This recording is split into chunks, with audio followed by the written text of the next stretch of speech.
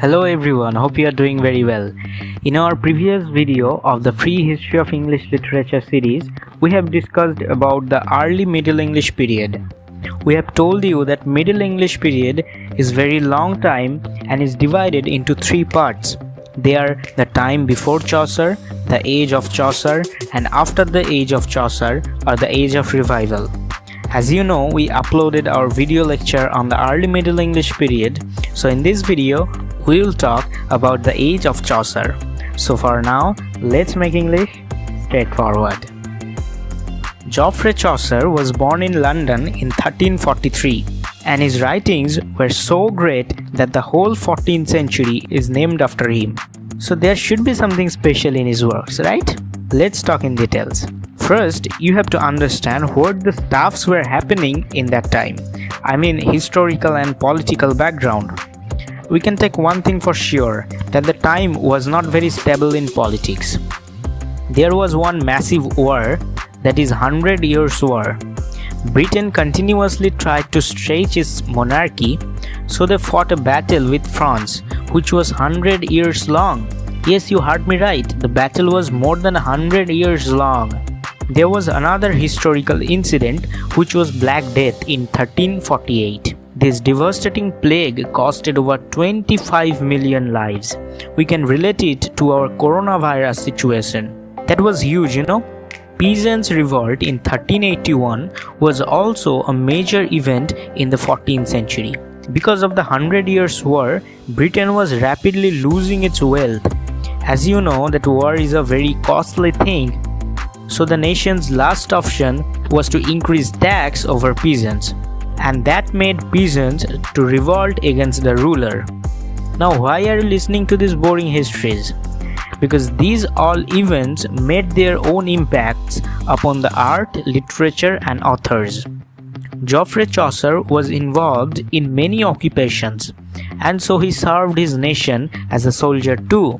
This man was overloaded with experiences, and that all experiences affected his writings. He wrote many masterpieces like Troilus and Cressida, The Knight's Tale, The Wife of Bath's Tale, General Prologue and many others. But the Canterbury Tales is his magnum opus. This is a collection of 24 narrative stories containing over 17,000 lines. It was a kind of satire in time. The plot of Canterbury Tales was really innovative. These stories were about 30 pilgrims taking on their journey together.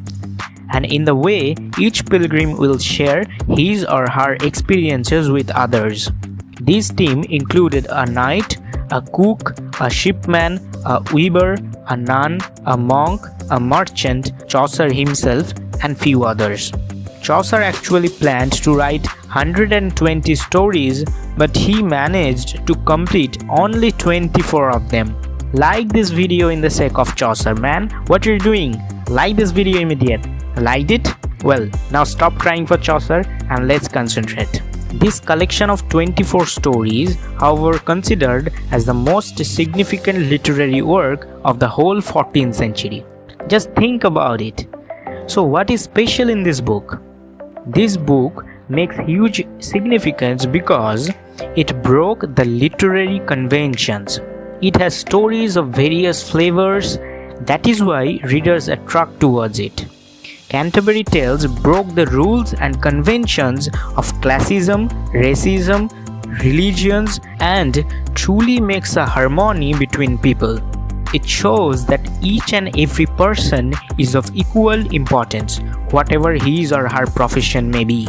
Chaucer brilliantly depicted human psychology and imperfections. Some of the pilgrims he introduced were good in characters, but the others were somehow corrupted, and they justify their actions. This is a huge pillar of morality. Canterbury Tales gives values to people, their occupations, beliefs, and social standings. Beside these points, Canterbury Tales has a great historical importance too, because this was the first collection of stories as we know today. Canterbury Tales also provides us the image of peasants' revolt and the Black Death. Though Chaucer was more a poet than a storyteller, however his Canterbury Tales really made a deep influence on the English literature. This is why Canterbury Tales is so important. Hope you have understand properly the significance of Chaucer's The Canterbury Tales. If you have any question regarding this, you can ask in the comment section below. But now, let us tell you something interesting. Most of the popular YouTube videos you watch, they only talk about Chaucer from the age of Chaucer.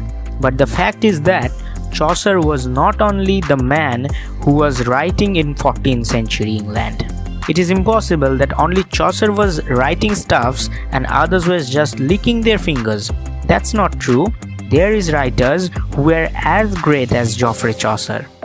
Other poets from the age of Chaucer are King James I, John Lydgate, Sir Thomas Malory, Sir Thomas More, William Langland, John Gower, Wycliffe, Thomas Occleve, William Dunbar, John Haywood, John Steele, Robert Henryson, John Skelton, John Barber, and so on.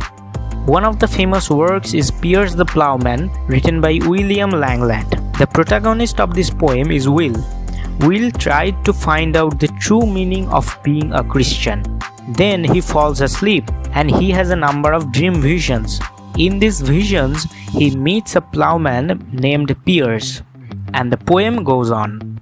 So that's it for today's video. Now for the bonus talk, we have something for you. Previously we discussed about Chaucer's excellency. You remember?